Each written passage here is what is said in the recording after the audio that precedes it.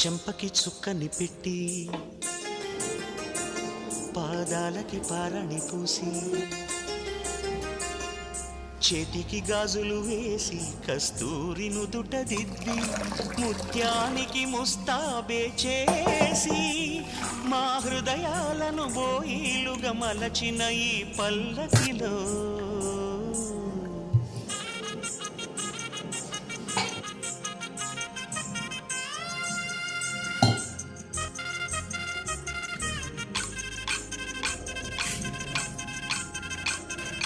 పల్లకిలో పల్లకిలో పెళ్లి కూతురు రాణిలా ఉంది, మహారాణిలా ఉంది.